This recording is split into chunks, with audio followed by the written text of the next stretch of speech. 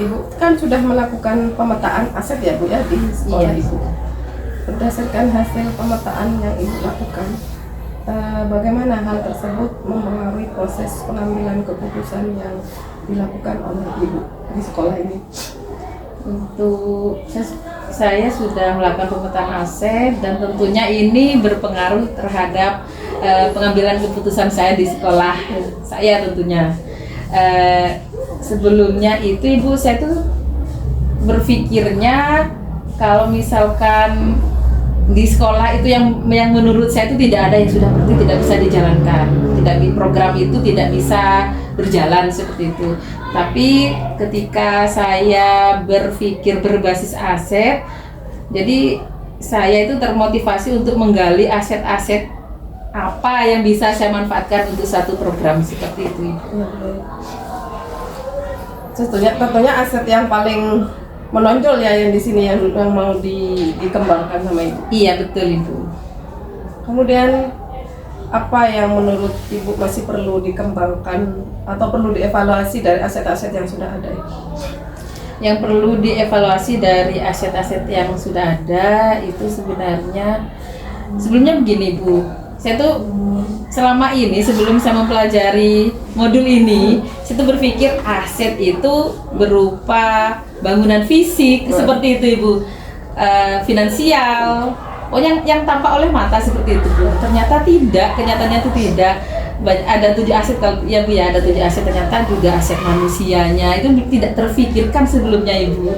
Terus aset politik itu juga tidak pernah saya pikirkan, kemudian sosial agama, lingkungan dan sebagainya itu tidak terfikirkan sebelumnya Ibu. Jadi setelah saya mempelajari modul ini, saya jadi tahu dan saya jadi memahami bahwa aset itu tidak hanya berupa bangunan fisik atau yang tampak oleh mata itu. Jadi yang perlu dievaluasi yang pertama itu mindset ya Bu ya. Mindset. Berarti dari sumber daya manusia. Iya, dari sumber daya manusianya, mindset kita bahwa aset tidak hanya itu gitu. Banyak sekali aset yang bisa dikembangkan untuk proses pembelajaran yang berpihak pada murid begitu. Baik Bu. Kemudian apa yang menurut Ibu mendukung keberhasilan dari keputusan yang sudah diambil? Untuk yang mendukung keberhasilan dari suatu keputusan itu tentunya itu adanya kolaborasi Bu.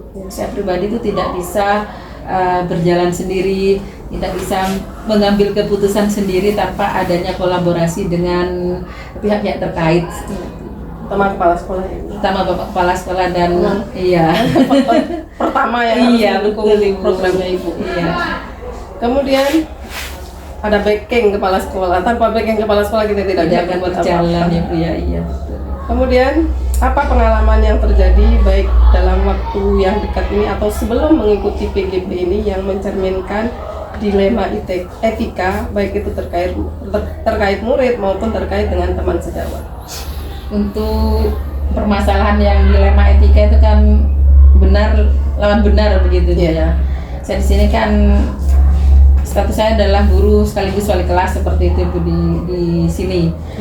Permasalahan yang terakhir yang saya temukan terkait dengan dilema etika itu Ibu, ada salah satu siswa di kelas yang saya ajar, kebetulan memang bukan saya wali kelasnya, cuman saya mengajar matematika di kelas itu. Siswa itu tidak pernah masuk Ibu, tidak pernah masuk, jarang sekali masuk.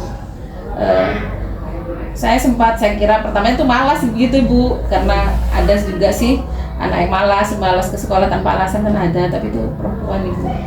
Ternyata setelah diselidiki si anak itu menjaga orang tuanya yang stroke Ibu. Iya. Dan itu memang real. Dia tuh tinggalnya berdua sama orang tuanya Ibu. Jadi pagi itu masih merawat orang tuanya, terus jadi sekolahnya terbengkalai seperti itu Ibu. Terus terang jadi sedih. Iya betul Ibu, saya juga nangis mengetahui kondisi seperti itu. Makanya kita tidak boleh menjudge seseorang tanpa kita tahu latar belakangnya. Iya betul. Kebetulan itu setelah saya tanya-tanya, saya cari informasi memang berdua itu 2 bersaudara yang kakaknya itu sudah tidak di rumah itu lagi, tinggal di tempat lain dan memang ada konflik. Ibunya itu juga barusan meninggal karena ada konflik, bapaknya itu stroke dan yang merawat satu-satunya itu anak itu. Berarti kita harus lebih memahami murid ya Bu ya. Iya, Karena murid itu adalah segalanya. Murid bukan objek tapi subjek yang harus kita kita berdayakan, kita apresiasi, kita gali potensinya supaya bisa menjadi anak yang sukses tentunya yang diharapkan. Kemudian yang berikutnya Ibu, apakah Ibu dalam mengambil proses pengambilan keputusan yang dilakukan sudah sesuai dengan prinsip dan langkah yang dipelajari di modul 3.1? Alhamdulillah, meskipun belum 100% sempurna ya Bu ya, saya sudah berusaha melalui tiga prinsip ya Bu ya, 4 paradigma dan 9 langkah pengujian pengambilan keputusan itu, terutama untuk masalah itu. Alhamdulillah, karena tidak ada yang salah dari permasalahan itu, dia tuh benar menjaga dan merawat orang tua yang sedang sakit, tapi dia juga benar dan memang haknya untuk mendapatkan pendidikan yang layak di sekolah seperti itu. Alhamdulillah sudah, dan keputusannya saya sudah berbincang-bincang dengan wali kelasnya dan melalui pendekatan dengan keluarganya Ibu, akhirnya ada kesepakatan bahwa kalau misalkan jam sekolah itu minta, ada kebetulan memang ada tantenya itu Ibu dekat rumahnya yang bolak-balik menjaga dan melihat kondisi si bapak seperti itu Ibu. Jadi alhamdulillah belakangan ini si anak mulai agak rajin begitu, meskipun dalam 1 minggu pasti ada tidak masuknya ya. Karena kondisinya memang seperti itu, sangat memprihatinkan sekali Bu. Baik.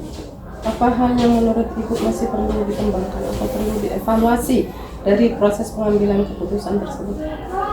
Yang perlu saya kembangkan saat ini masalah opsi trilema etika itu Bu. Saya tuh perlu belajar lagi masalah itu Ibu. Seperti itu. Baik.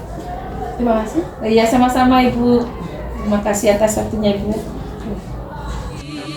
Negeri ini memanggilmu kawan, belajar bergerak berbagi untuk negeri, guru penggerak majukan pendidikan, guru penggerak menghamba pada murid, kreatif rancang pembelajaran, hargai potensi, tingkatkan prestasi, lahirkan profil pelajar Pancasila.